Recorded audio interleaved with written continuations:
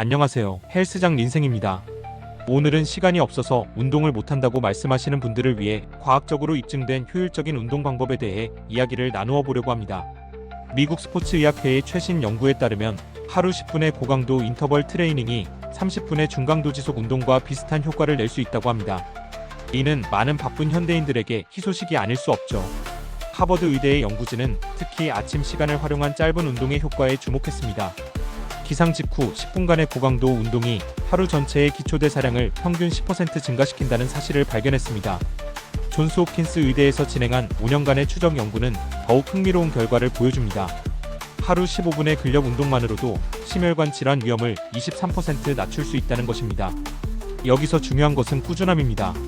캐나다 운동생리학회는 시간 효율적 운동법에 대한 가이드라인을 제시했는데요.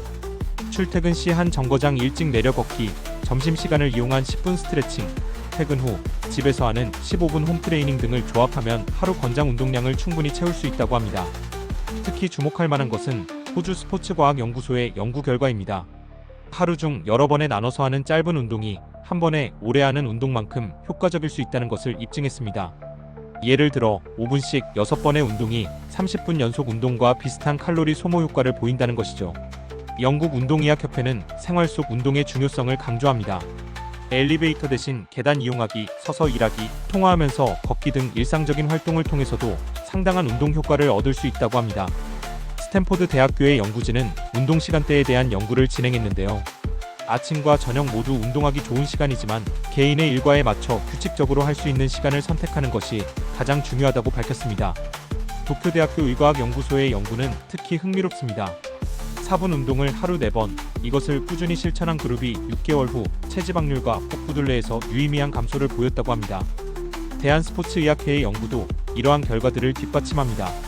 바쁜 직장인들을 대상으로 한 연구에서 짧지만 규칙적인 운동이 스트레스 감소와 업무 생산성 향상에도 긍정적인 영향을 미친다는 것을 확인했습니다.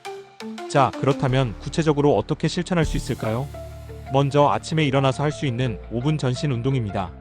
스쿼트, 푸시업, 플랭크를 각각 30초씩 번갈아가며 하는 것만으로도 충분한 운동 효과를 얻을 수 있습니다.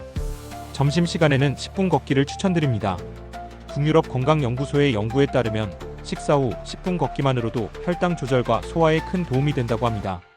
저녁에는 귀가 후 5분에서 10분 스트레칭으로 하루를 마무리하시면 좋습니다.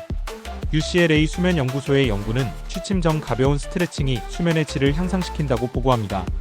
여기서 중요한 것은 이러한 짧은 운동들을 규칙적으로 실천하는 것입니다.